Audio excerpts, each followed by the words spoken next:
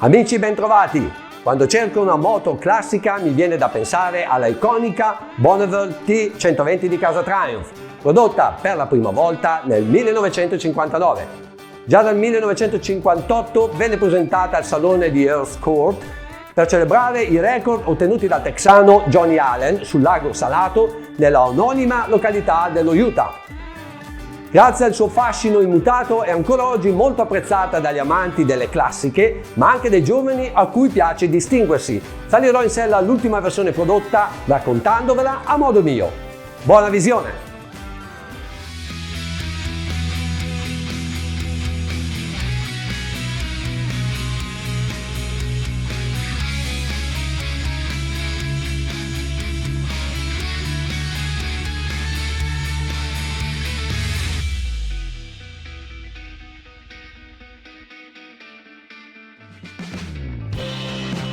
A bordo la posizione è quella di una vera moto anni 70.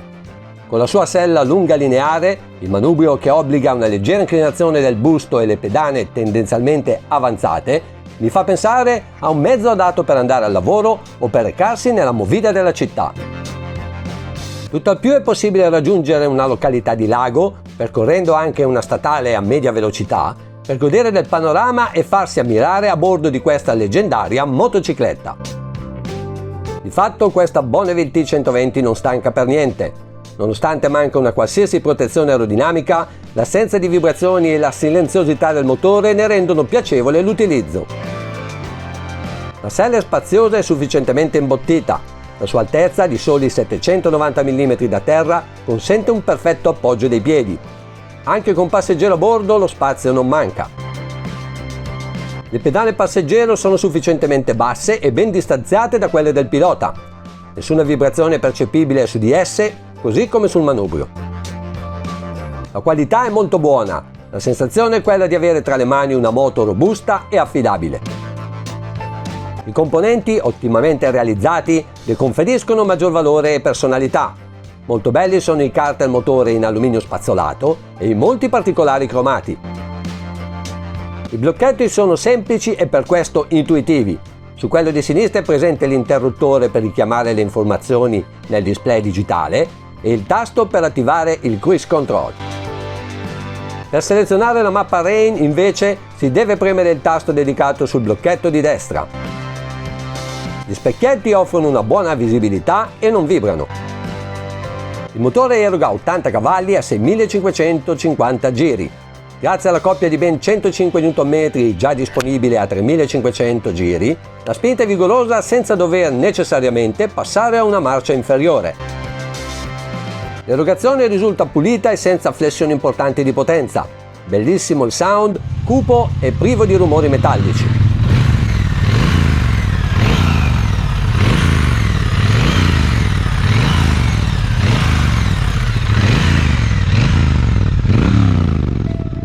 La rapportatura è piuttosto lunga.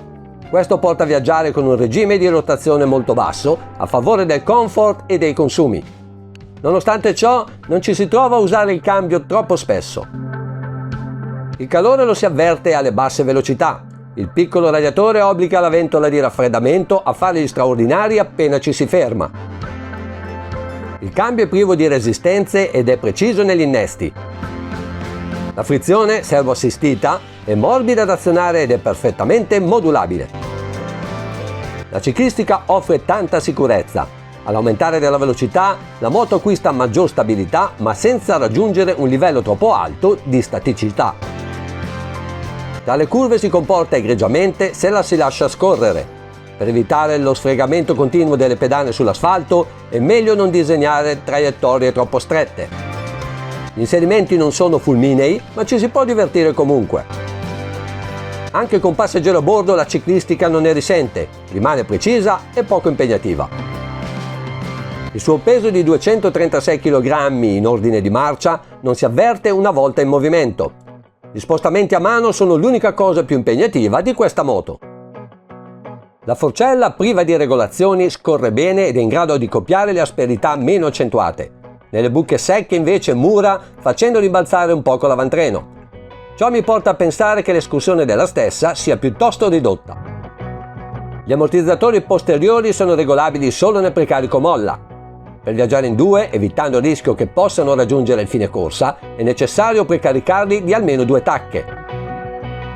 Nel complesso il comportamento ammortizzante offre un comfort di tutto rispetto, pur affrontando il classico pavé cittadino. All'anteriore è montato un cerchio da 18 pollici, ricoperto da un pneumatico in misura 100/90.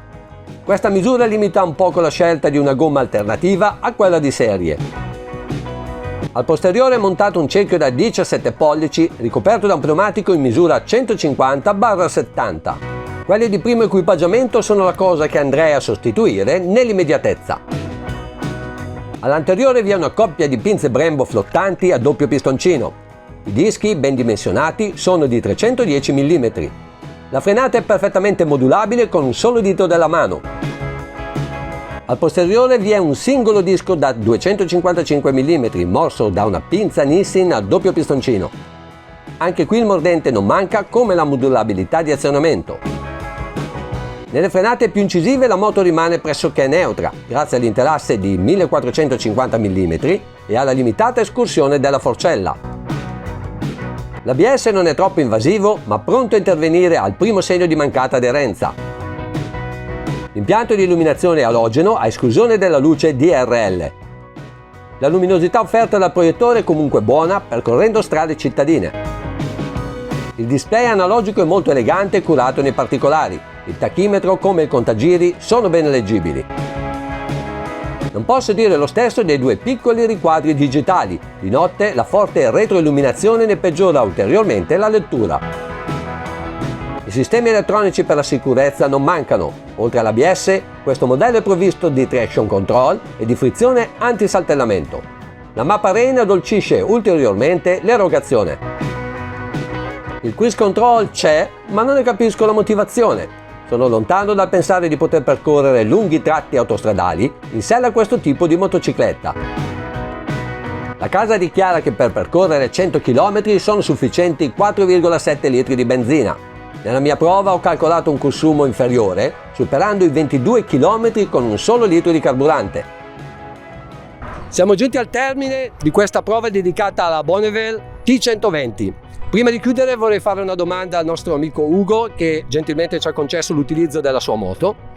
La domanda è: cosa ti ha spinto a prendere questo modello nello specifico e quanto ha inciso il tuo modo di essere, il tuo stile per aver scelto questa moto?